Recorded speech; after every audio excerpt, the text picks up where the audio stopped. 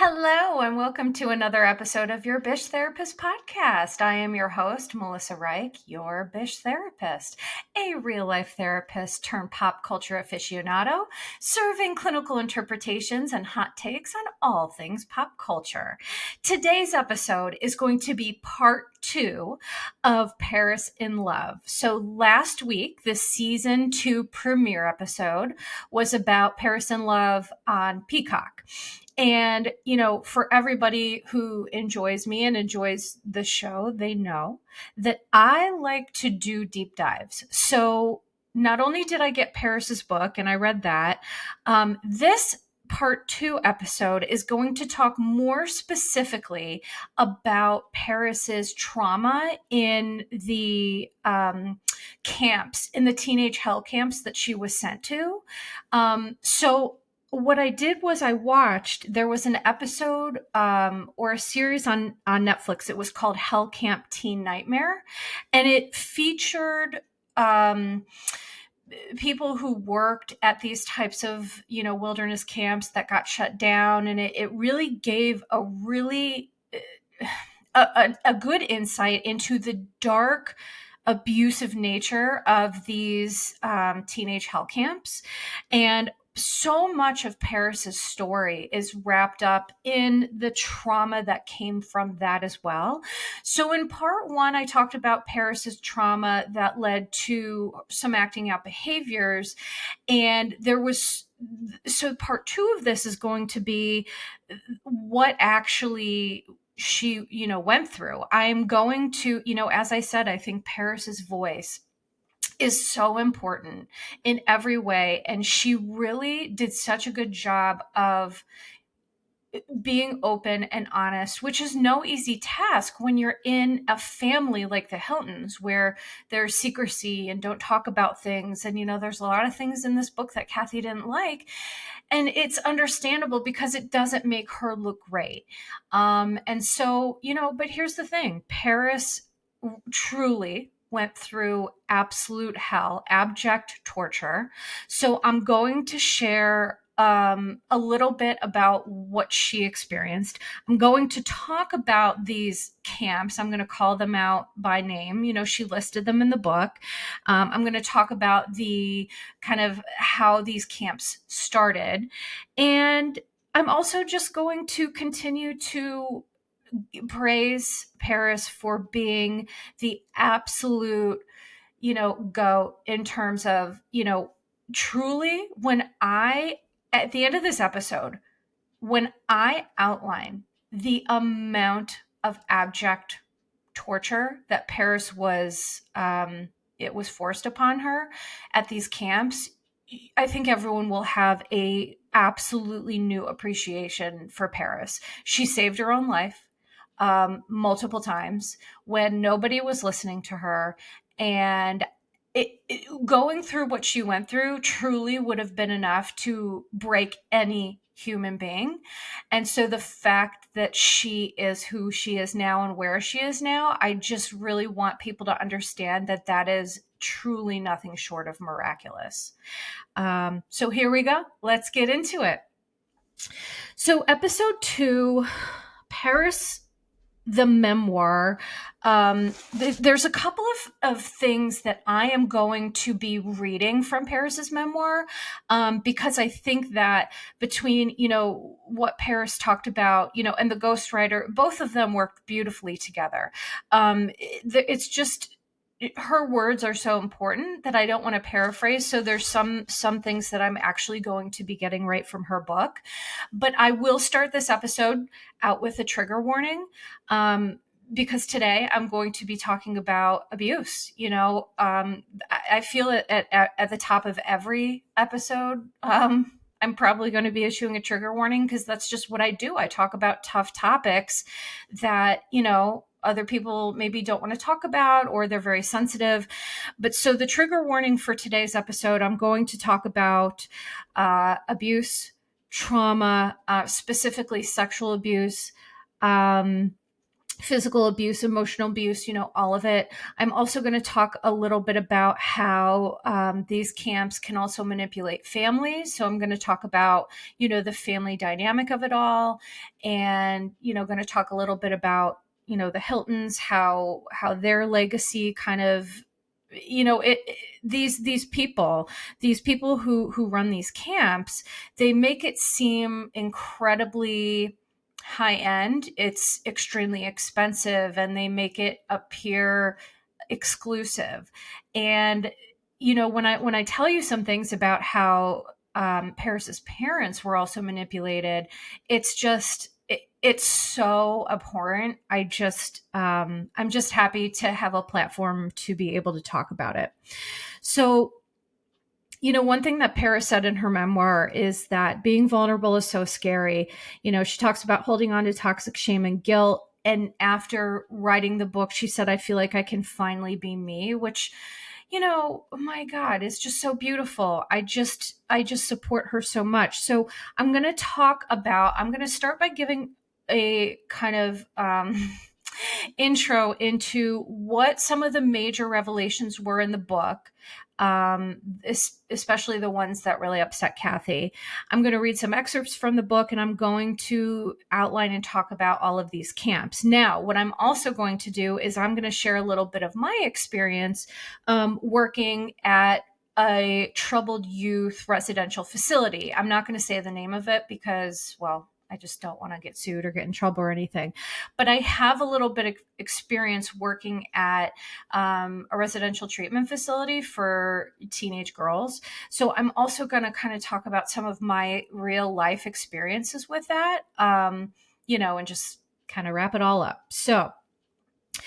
So let's start with some of the revelations in the book that I touched on last week, but I'm also going to get more in depth today. So the one revelation in Paris's book was that she was groomed by a teacher in 8th grade. And by the way, so in episode 1, I said it was a public school. I meant it was a private school. The only downside to me doing this by myself, well, not only is it challenging, but I'm human and I misspeak. And even when I listen to the episodes back as I edit and things like that, I realize that I misspeak, or maybe I go off on a topic and forget to come back and listen. All I can say is that I do the best I can with the brain fog that I got. And so today I want to come back to a couple of things that either I missed or misspoke about last time. So Paris, and why is it important that the grooming was from a teacher from a private school, is that, Kathy in Paris in Love, whatever it's called on Peacock. I don't know if it's a documentary or a drama. I have no idea. But she talked about how she was so angry about it because she made some sort of comment, all the money that we've paid for this. And I just thought, well, it doesn't matter if you've paid or not. Any sort of grooming of children is it's despicable. But the point is that Kathy said that, and that's such a nugget in terms of what led to the abuses in these wilderness camps. Because sometimes, as I mentioned, when people think, well, you get what you pay for, private schools and, expensive treatment facilities, you think that because you're paying a lot for it, you're getting the best care and treatment. But unfortunately, that's just not the case, because I've said this before, that in all professions, there are good and bad actors. And so I don't care if it's the best public school. Oh, Jesus, there I did it again. I don't care if it's the best private school in the world.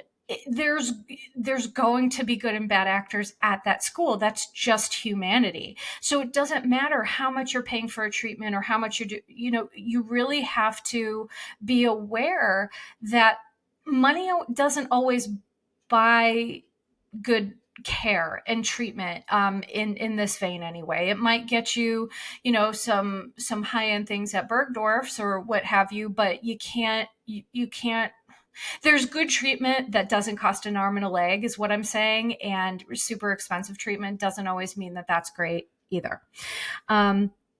So that was a huge thing, number one. So number two, Paris revealed in the book, and I did mention this in part one, that at a party she was drugged and sexually assaulted at the age of 15. Okay. So this is kind of related to the one thing that came from the book that Kathy really had a hard time with was Paris talking about having an abortion, and Kathy being so upset and disappointed and all of these things. So when Kathy was arguing about the ghostwriter with Paris, there were a couple things she was really upset about, and this was one of them. And listen, I'm sure it is jarring and so devastating to hear about your child going through all of this alone. But you also have to ask yourself, well, what was my role in making her feel she couldn't come to me, right? And just to be clear, is that so these were a cluster of incidents that occurred and left her traumatized, and therefore she acted out, right? I talked about in episode 1 is that sometimes people forget that teenagers are developing humans, and they're pathologized, and they're held to this strange standard. And it's like, if you know your child and then all of a sudden things start happening and they're partying and they're acting out and they're acting differently, it's teenagers don't act out necessarily out of just wanting to be disruptors. They're dealing with a lot, right? Mentally, physically, emotionally, the whole thing. So I just think it's another helpful PSA that if you have a child in your life, whether you're a parent or an aunt or a foster parent, whatever it is, if you see a teenager struggling, just talk to them about it. Because, the one thing that really was upsetting from Paris in Love is that if someone had just talked to her about, hey, what's going on, and if she could have had a voice, everything that I'm about to share with you that happened to her in these camps could have been avoided. Her life could have been completely different. And now listen, do I think that even when we go through really terrible things, we learn really valuable lessons? Yes. But, there's this saying that people like to say that what doesn't kill you makes you stronger. But I fully disagree. What doesn't kill you dysregulates your nervous system and creates neural pathways that are not good. So I just don't agree with that sentiment. But what I do want to outline is how Paris took this situation that truly could have broken her, and she used it to stoke the fire of her soul and get moving and get into a place where she was free and she was in charge of herself and in control of herself. Okay. So between the ages of 16 and 18, Paris was sent to 4 different troubled youth camps. Okay. And I'm going to outline and tell you what all of those camps were. But what I want to say first is that one thing that I didn't cover in the first episode is that, unfortunately, Paris's trauma from these camps impacted her ability to be present for the birth of her child. And so I'm not saying this from a place of blame or shame. I'm saying it from a place of, I really want people to understand that Paris, she missed the birth of her own child because she was having a trauma response. She said there was a scene with Carter and Paris in another room waiting for Phoenix to be born. And Paris talked about, and I'm paraphrasing here, but because of at one of these troubled youth camps, she talked about being chased by needles, and they did all these things to terrorize these kids medically.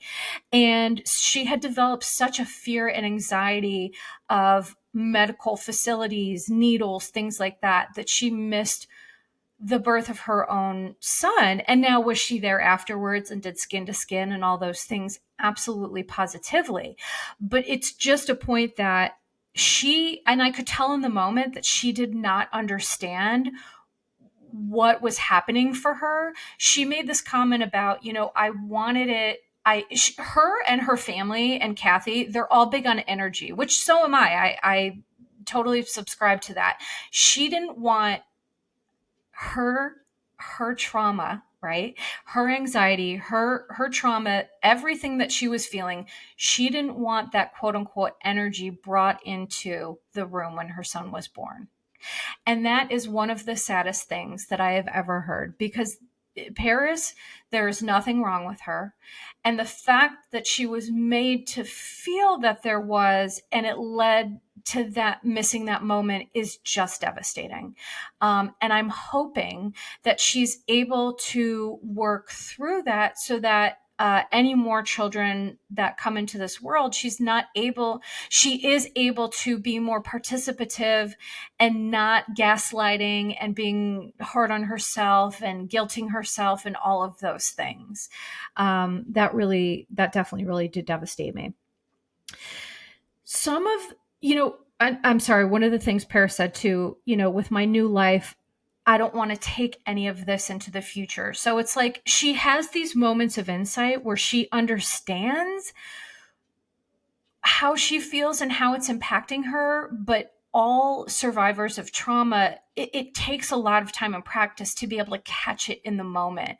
And also, by the way, that's why therapy is great. And I'm just going to give a quick plug for this because, people look at me and they think, oh, well, you're a therapist, you're emotionally healthy, blah, blah, blah. Yes, but I do have complex post-traumatic stress disorder, and I need my therapist to show me we all have blind spots, myself included. So if you think I'm super insightful and I have it all together, just here to normalize that I don't, number one. And number two, if you look at me and you think, wow, I wish I could do that. Well, I'm human and I need people to highlight when I'm having some blind spots. And so that moment for Paris, waiting for her son to be born, that was a blind spot. I could tell she didn't understand what caused it. And hopefully, she has been working in therapy, to realize what it was now, and just to move forward from a place of self-love instead of shame and guilt. So some of the things that have happened in these facilities, I'm just going to outline. And again, trigger warning, they are very upsetting. I'm not going to go into them in complete detail because, well, A, I don't want the algorithm to hide me. And B, I just want to be mindful of everyone listening. So Paris was in these facilities. She was strangled. She was chased with needles. She was slapped, punched, kicked, every sort of physical abuse that you can imagine. She was watched while showering. At the last camp that she went to, she was given a full pelvic exam, which is beyond inappropriate. And it's absolutely sexual abuse. They weren't doctors. That's not something that needs to be a part of it. I mean, that's just insane. There were moments where she was put into what was called OBS, which I'm going to talk about that. It was basically a tiny room with nothing, no toilet, no shower, no bathroom, no bed, no nothing. And that is just a legit means of torture. Okay. That is meant to break people. There is nothing therapeutic about this. So I'm going to also try to be mindful about how I discuss this, because to be quite frank, it fully enrages me hearing about the things that happened to these kids, because kids did die. And it was all at the hands of these awful, disgusting humans who A, created the system, and B, perpetuated the system of abuse. And these camps, by the way, are still active today. So at the end of this podcast, I'm going to let us know how we can all help. Okay, so Paris, she went to 4 different camps, as I mentioned, between the ages of 16 to 18.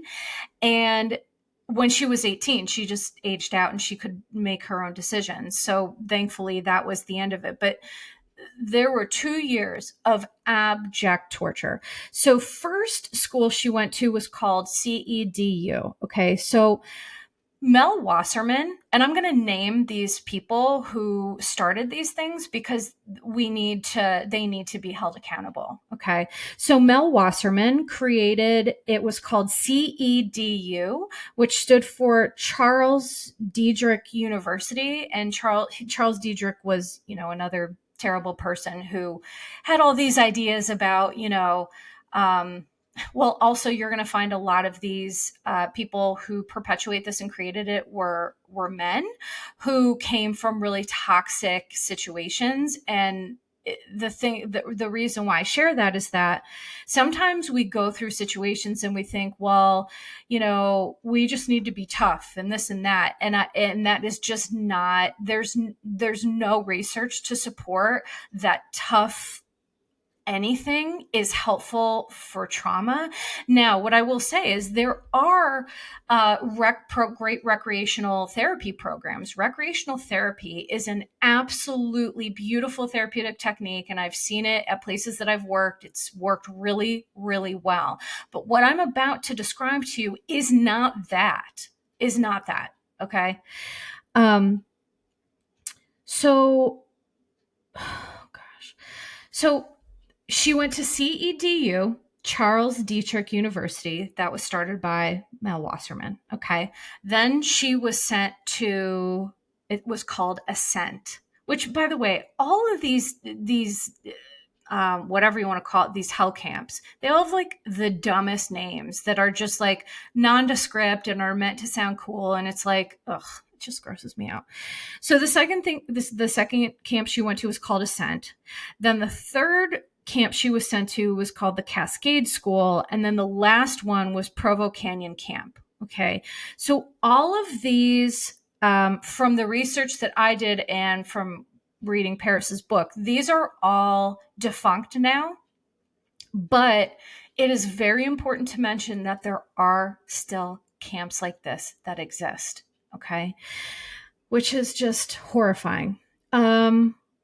So what's really interesting is Paris ran away from every single camp that she was ever sent to because she knew that if she didn't save her own life, she very easily could have died, which is, I just think I need people to understand what it would be like to be 16 years old, to be in a quote unquote treatment facility where you are being abused. And they had these things at each of the camps. It was called something different, but so at the first place you went to, it was called a wrap, where all the kids get together in a circle, and what they do, so these abusive treatment facilities, what they always do is they use the victims to perpetrate their abuse on the other victims. It's a psychological tactic to get people less likely to go against an abuser, kind of like Stockholm syndrome type of thing, but it's just a manipulative factor.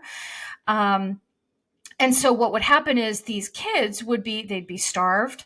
They'd be sleep deprived, which, by the way, that's torture. That's, government uses things like that to get answers and torture people and things like that. And that is what these kids were subjected to. And it's like, how on earth does anyone think this is helpful? Oh, wait, they don't. It's just very broken people who are using the opportunity to get back at kids or to yell at them or, whatever it is, just to take whatever little sad power they had and to inflict pain on other people. And there's two types of people in this world. There are people who would happily do that. And then there are people like me who I would rather die than perpetuate that and hurt somebody else. And I certainly would never stand for it. I'm going to talk about that in a little bit when I talk about my own experience. So, she ran away from every single camp. And what I find is so interesting is there is a part. Okay. Well, first of all, let me read She put in her book, there were the list of rules. And this was, I believe, at the first CEDU that she was sent to. Okay, so these were the rules of a treatment facility. Okay, keep this in mind. No swearing. Okay, that's the only one I'll give them. Fine. No swearing, singing, humming, or throat clearing. Okay. No dancing, skipping, or spinning. No touching, hugging, kissing, or holding hands. I mean, that's just probably a generally good rule. No crossing your legs, no shuffling your feet, no whistling, no breathing too loud or smacking your lips while eating, no talking about music, sports, television shows, movies, news events, your parents, your siblings, your friends, your clothes, your room, your school, or anything else about home. Really? No mention of Marilyn Manson. Oh my God. No mention of candy, pizza, hot dogs, cheeseburgers, lasagna, McDonald's, Burger King, or Wendy's. No talking about bikes, skateboards, or inline skates. No looking out a window without permission. Can you imagine that? No looking out a window without permission. This is jail. This is insane. No opening a door without permission. Again, that's what happens in jail. You're not allowed to open doors for yourself, so this is essentially jail. No going to the bathroom without permission, no asking permission to go to the bathroom, which is okay. That's a paradox. So no asking for permission to go to the bathroom, open a door, or look out a window. So you needed permission to do those things, but then you couldn't ask to do them. Okay. Which is just like gaslighting and insane. No asking for food or water. So this to me is one of the most egregious, disgusting things. They were truly starved, and kids did die from multiple things. But no asking for food or water. So just like, don't be a person. Don't go to the bathroom. Don't have to eat. I mean, it's just absurd. No eating outside of mealtime. No leaving food uneaten on your plate. No asking why or why not. No eye rolling. No sighing. No snoring. How can you control snoring? No slouching, no shrugging, no fidgeting, nail biting, skin picking, or scratching, no whining, no crying, no yelling, except during rap. So during raps, you have to participate. So that is the method that I was describing, where these kids, they would get in a circle and they would just start screaming at each other about their they were trying to push buttons to push that person over the edge. So, your parents don't love you, no one's coming to save you, all that sort of stuff. That was what this rap was called. And it was all the students doing this to each other. And how did they get people to do that? Well, it's like, if you're not going to get food or drink to survive, and they're saying, well, you have to do this if you want that. I mean, it takes away freedom of choice in terms of, if you're literally just trying to not starve to death or not dehydrate, you're going to do what you need to do for food and water. And so it was a very, they knew what they were doing. That's what I'm going to say about that. So this is just one insight into how absolutely awful these situations were. But in her story, there were these little moments of her just taking control where she could. And there was she described how they gave, they strip searched and, did pelvic exams and all these things, which again is abuse and beyond inappropriate. But they gave her hot pink sweats, and in an effort to dehumanize her and make her feel terrible. But she joked in the book about how that's her power color, and it did nothing but give her a sense of power and control. Pink is, Paris's color. So I loved that she truly just took any little bit of hope and control where she could. And I just think that's really amazing. So there are some excerpts from this I'm going to turn to now that I cackled. I laughed out loud because she's telling the story about how terrible all this stuff was. And by the way, these raps, these groups of this went on for hours and hours and hours and hours. It wasn't like a 10-minute thing. It was legit abject torture. But she tells the story of running away from, well, each and every place she was able to run away, because the thing is, like, Paris is really really smart. She is smart, and she's also extremely resourceful. So there was one time where, let me find this here. She talks about, so the she and the she gives them all funny little names, the people who abused her, but she calls them meatheads.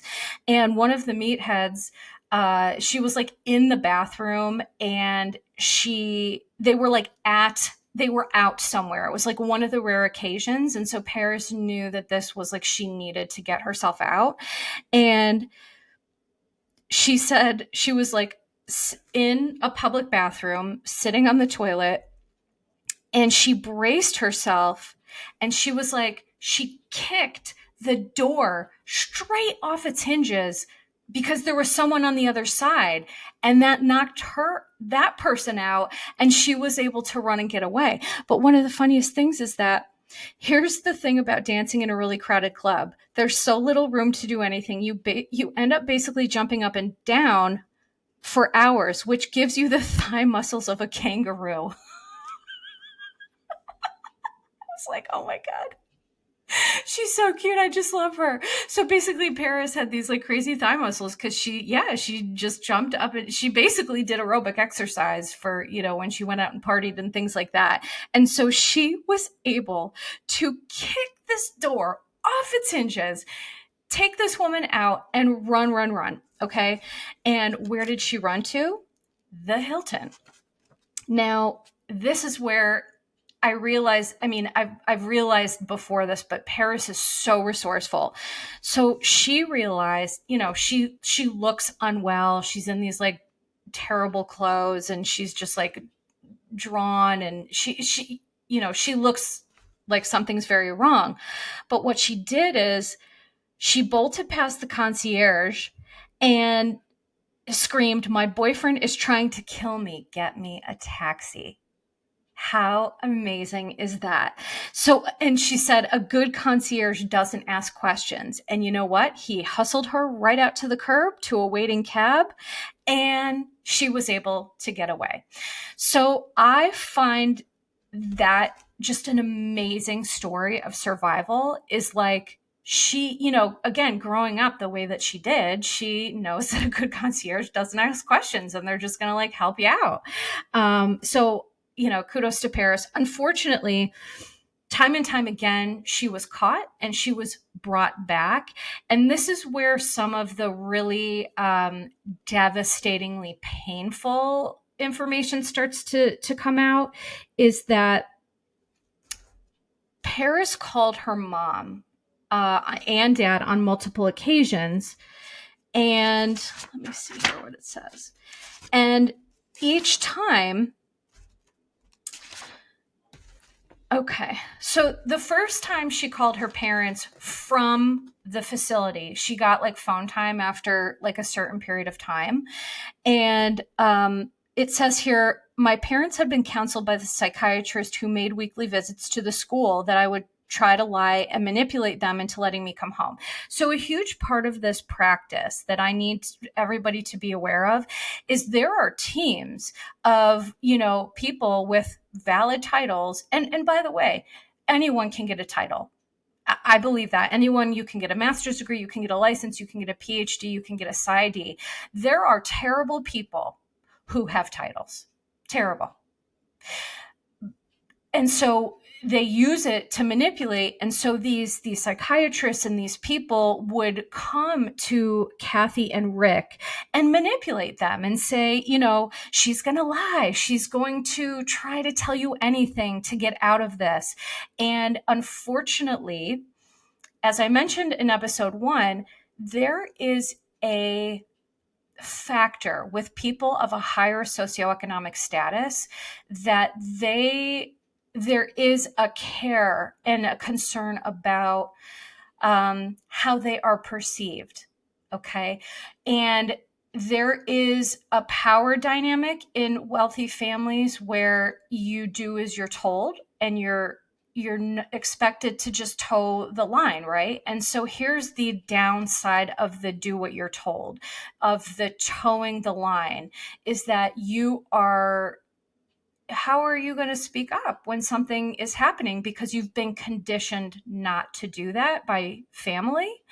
And so these facilities, they're smart. They know that. They understand, well, some of the psychology of wealthy families or people with good high socioeconomic status, and they manipulate those factors. They knew that Kathy and Rick would listen to them and not Paris, and they were right. They were right. So Paris talks about, calling them, and she said, I used the baby voice, which she knew was fake AF. And then it says in parentheses, who do you think I learned it from? So I talked about that in last episode, is that Kathy taught her how to do that. And it is a form of manipulation. And, she cried and she said, please get me out of here. It's fucked up. You don't even know. And Kathy said, Paris, honey, I know it's hard. You just have to hang in there and work the program. And it was at that moment that Paris knew that she was alone. And the feeling of knowing that you are in an unsafe place, your parents have sent you there. And by the way, their tactic is to take kids in the middle of the night, sincerely, to come in the middle of the night, rip these kids out of their bed, put them in an SUV and take them to where they're going and give them zero answers. That is disgusting. It's abuse. It is that in and of itself is enough to cause a lifetime of trauma. How could you ever feel safe sleeping? And to know then that your parents did that to you, oh my God, it's just so awful. It's so awful. So again, while Kathy and Rick were manipulated, what frustrates me, and I know frustrated Paris, is that your child, okay? Like, you just met these people, and I understand that they're telling you this, but they saw how, she described how terrible she looked, because trauma and depression, anxiety, and all these things, it physiologically changes your face. When I was in the peak of my clinical depression, my lips were permanently, I had a permafrown. And I was like, oh God, do I need Botox? What's happening? And it was because the level of severe depression that I was experiencing. So my point is that people actively ignored anything, all signs, verbal and nonverbal, that Paris was sending. Like, she's saying, please, these people are trying to kill me. No, just work the program. And again, the trauma that creates, and the familial, the bond that breaks, and the lack of trust, it's just, it ruined their lives. I mean, it really did. It ruined their lives, and it certainly ruined Paris's life. So there was a study done that I wanted to share. So in October of 2007, Gregory Kutz, K-U-T-S, Managing Director of Forensic Audits and Special Investigations for the U.S. Government Accountability Office, testified before the House Committee on Education and Labor, presenting a report called Residential Treatment Programs: Concerns Regarding Abuse and Death in Certain Programs for Troubled Youth, under the heading What GAO Found. Okay. And this is what they found. GAO found thousands of allegations of abuse, some of which involved death, at residential treatment programs across the country and in American-owned and American-operated facilities abroad between the years of 1990 and 2007. GAO could not identify a more concrete number of allegations because it could not locate a single website, federal agency, or other entity that collects comprehensive nationwide data. So I'm going to help you read between the lines. Cover-ups, lying, payoffs, all those sorts of things get in the way of getting actual data about how many people died in the abuses in these places, because there are a lot of people in positions of power who run these places or who back these places, and it's all a cleanup job. Okay. So Paris goes on to outline the people that have passed. I'm not going to do that. I think that would be a little too much. But again, if this is something that you would like to read more about her, there are several chapters in her book that are dedicated to this. And so now I'm going to share a little bit about my experience working in it was a residential treatment facility. I'm not going to say the name of it. But, sometimes the hardest part about being a helper is understanding what that help can look like. It can be very disheartening. Some of the places that I've worked, it can be very disheartening to see what happens in these places. So what I'll share is that when I got my bachelor's degree in psychology from Penn State University, before I went into my master's program, I wanted to get real life lived experience so that for me, I didn't want to go to grad school not having that real life experience. Books are great, but they don't capture the true they don't really give a full understanding about like real life. Like therapy in a book and therapy in real life are two totally different therapies. Okay. And this is something, in my opinion, that a lot of programs, some of them are getting right and some of them are not. And so that's just something to keep in mind. So I was straight out of college.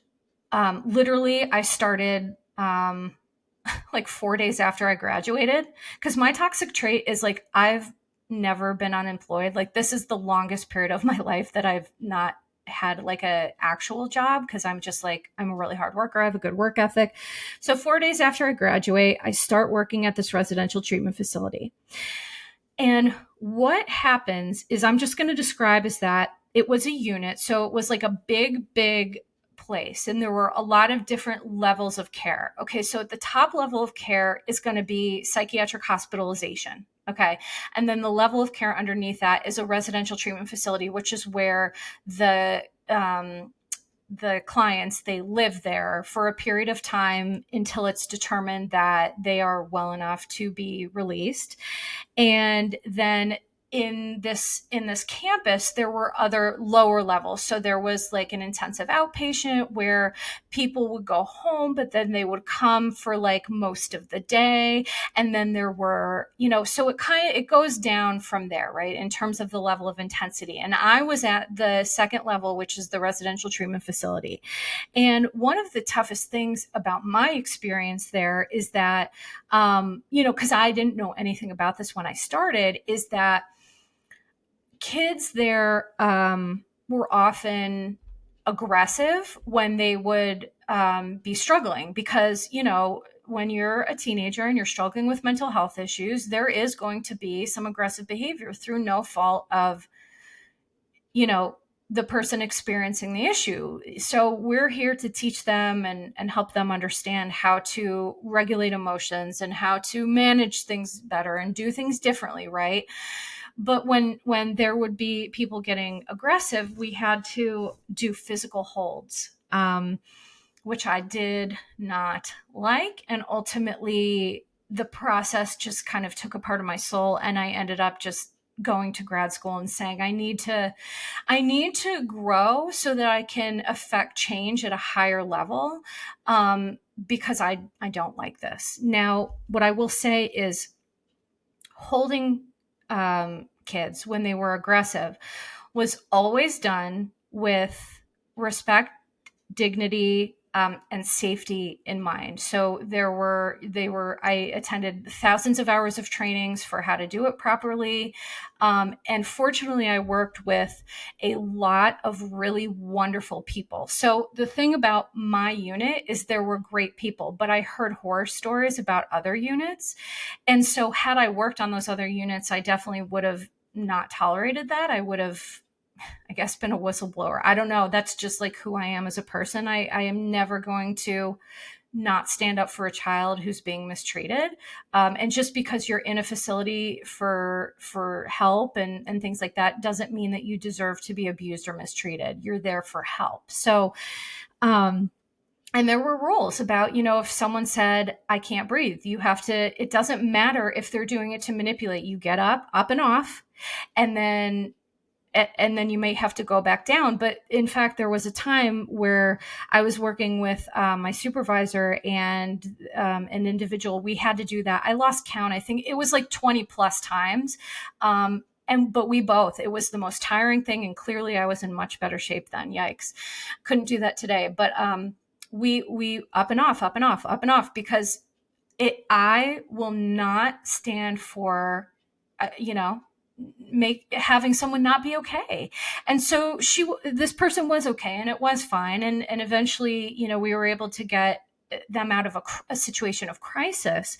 But, it just throughout the time that I was there, I saw things start to change a little bit, and it was really disheartening. So for me, one of the major issues is that these places, they don't pay a lot. I was probably making, and by the way, this was my full-time job, and I was probably making 20 grand a year. I mean, how do you really live on that? I mean, I had a small apartment. I just, I was very careful with my money, and, it was hard, but so these places like this, you're getting people who you're not paying them a lot, and not everybody has the morals and values and ethics. Not everybody has those same things.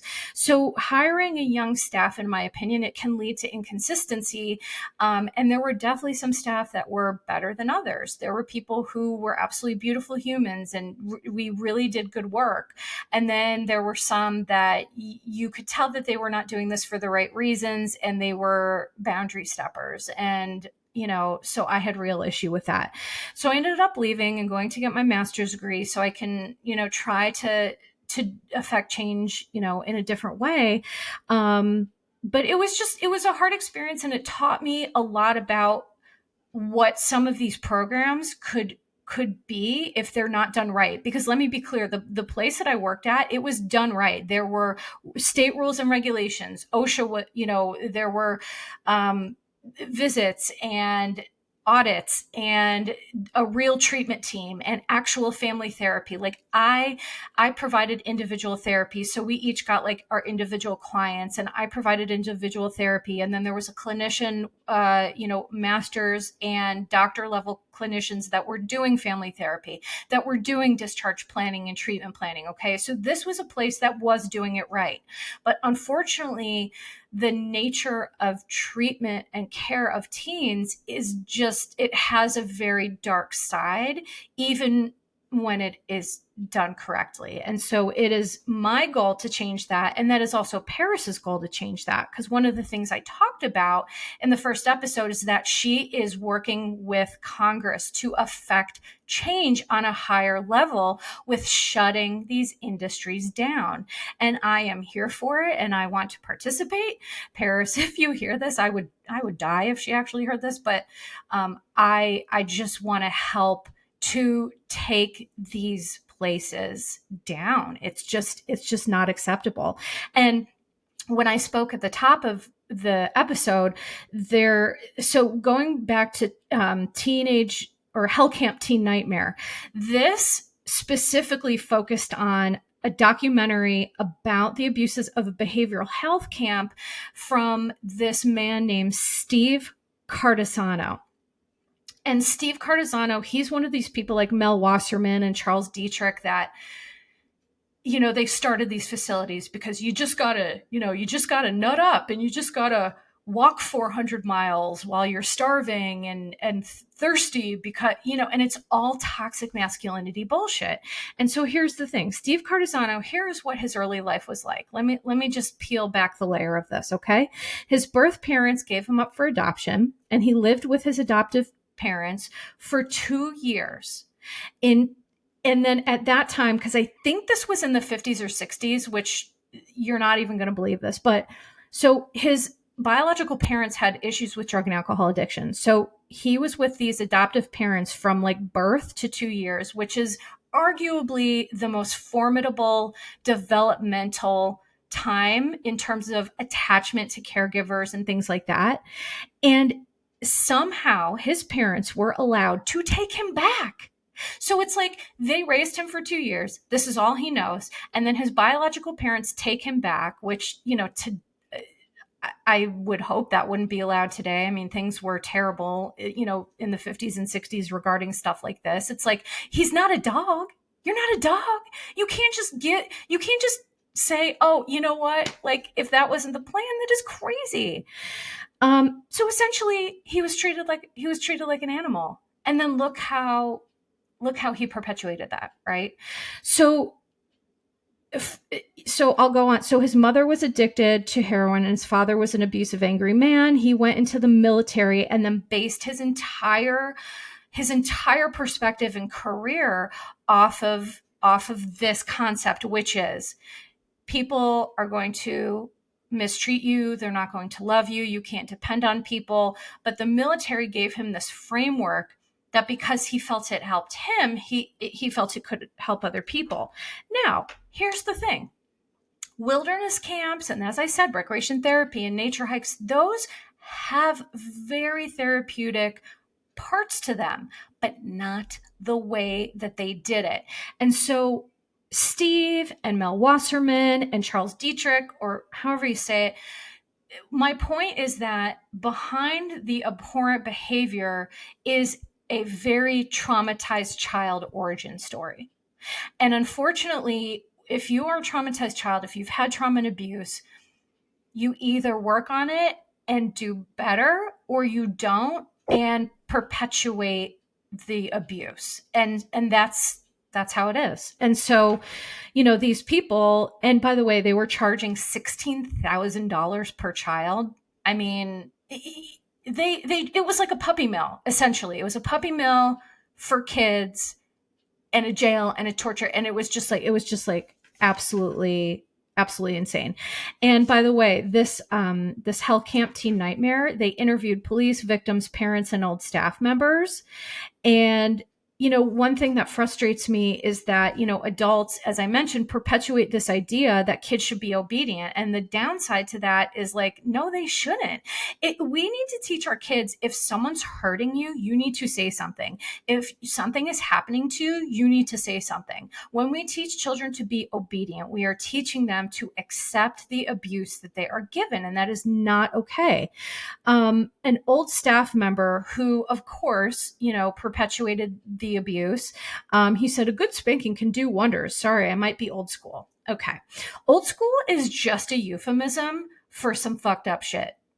Pardon my language, but it's true. If you're saying old school, it's a euphemism for, just abuse, trauma, racism, whatever it is. It's like, that's not just because that's how things used to be done doesn't mean that's how it should be done. And let me go a step further, is that when you're putting your hands on children as a form of punishment, in my opinion, we are teaching that child that I love you and I'm trying to get you to behave differently. So I'm going to put my hands on you. And it's okay if someone also does that when you're older. And there might be some people who don't love hearing that. And I'm sorry if that hurts feelings, but there is no research evidence that supports physical, what do they call it? Corporal punishment or spankings or physical authoritarianism. There's no research to show that works. There just isn't. And in fact, I would argue that it just creates more problems. So if you want to hold that view based on your quote unquote old school beliefs, well, you are going to perpetuate trauma. And this person who worked at one of the camps, he was, he perpetuated it and he admitted that. And so this is now his way of saying, well, I'm old school and this, whatever. It's a way to usurp your responsibility, your accountability. And it is also a way to ease your guilt about, what you may have done to perpetuate this abuse. So, and the sad thing is too, that this guy, Steve Cardisano, his kids, he sent his own son to one of the programs where he just got horribly abused and ended up, using substances and dying of an unintentional overdose. And so it's just, it's so sad. And I know this is so dark, but it's such important information to be talked about. If you're looking, if you feel like you have a teenager that is out of control, there are ways to get real treatment and help for them and for the family, right? Because kids don't exist in a vacuum. And one of the reasons, in my early career, I worked with kids and families. And the reason why I stopped is because parents typically want you to fix their kid and they don't want to be a part of the process. And that is just not realistic. It took however many years of this family dynamic to create this. I can't independently fix it in a week, number one, and I can't independently fix it, period. I need the rest of the system. With adults, you can make change, right? You can affect change for yourself. Kids can't do that. And it was just hard, and it was frustrating, and it was sad, and I just got frustrated. And so I started, dealing more with adults, and essentially that's my scope of practice. That's my best scope of practice. But I am always going to be a fierce advocate and an ally for children and marginalized groups and people who can't speak up for themselves. And I just, the last thing I'm going to say before I wrap up here is that I can imagine how challenging it must be for Kathy to read and understand how her behavior impacted Paris. I understand that. She was a victim, and Rick was, they were all, right? Everybody was a victim. But here's the problem. And Paris wrote this in the book.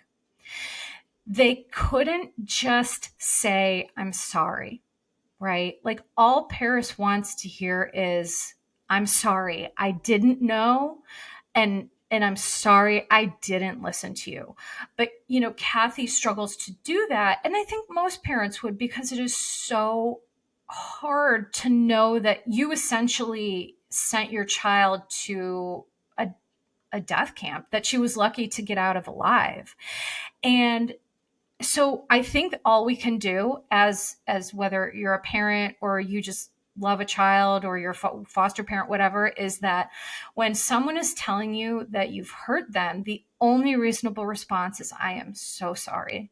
And please tell me what I need to do different, or this is what I'm going to do different. And I promise, I will hear you and listen. And, I'm sorry that I didn't. One thing Paris talked about is she would have these nightmares about calling her family and saying, help, I'm dying, get me out of here. And there'd be no one on the other line. And the reason she has those nightmares is because that's literally what happened. I didn't talk about every single event because it would have been a 3-hour long podcast, but she called her mom. She actually, there was a chapter in here where she called Kyle Richards. And Kyle was going to help her, but then she told Kathy, and then Kathy, oh, I forgot to mention this. The CEDU program had wiretaps on the Hilton family's phone. So when Paris would call, they would get her location and know where she was and find her and bring her back. That is torture. And so she has these nightmares that are based off of stuff that happened in real life. You are literally crying for help, and the people who are supposed to love you the most put you there and will not help and get you out because they think they're doing the best thing, but they're not, and they didn't listen. And, Paris I think she deserves more acknowledgement and more of an apology from her family. And truly, that's the only way to move forward, right? Because then if you don't, you're just still perpetuating that idea that, well, you had to do it. Well, you didn't. You didn't have to do it. You could have talked to your child and just had a conversation and helped her in the way that she needed help, not in the way that you wanted to help her, right? So it's a tricky situation. And listen, I'm not here to be mean or awful or rude, but I am just here to advocate for Paris. I'm so proud of her. There was a scene at the end of Paris in Love where she, Phoenix is holding her finger and she whispers, I got your back. I got you. And it truly brought me to tears because the beautiful thing about Paris is she will be such a good mother because she knows how it feels to not have the support that you need, and parents who experience that often become the greatest parents and just the greatest people because you're just so aware of it. You're not going to perpetuate that. So for all the cycle breakers, for all the people who are trying to break, generational trauma and navigating tough parental relationships while you're healing, it's complex, and I'm proud of you, and I just give you so much credit. So that is going to be it for me today. I hope you all have enjoyed this episode. Please, please, please, if you enjoy the podcast, go over and wherever you listen to it and give it a 5-star review. Also, I would appreciate if you follow me on Instagram, Your Bish Therapist. And I also have a YouTube channel where I release, so the audio goes to my podcast and the full audio and video goes to my YouTube channel, which is Your Bish Therapist as well. So please check me out there. I appreciate your support, and I cannot wait to serve more Bish next week. Disclaimer: posts are not intended to diagnose, treat, or provide medical advice. Your Bish Therapist is for entertainment and informational purposes only. The podcast, my opinions, and posts are my own and not associated with past or present employers, any organizations, Bravo TV, Greyheart Productions, or any other television network. The information in YBT Podcast and on its social media is provided for general informational purposes only and is not intended to diagnose or treat. Please do not act or refrain from acting based on anything you read, see, or hear on YBT Podcast or associated social media. Communicating with YBT via email and or social media does not form a therapeutic alliance. Melissa, operator of YBT, is unable to provide any therapeutic advice, treatment, or feedback.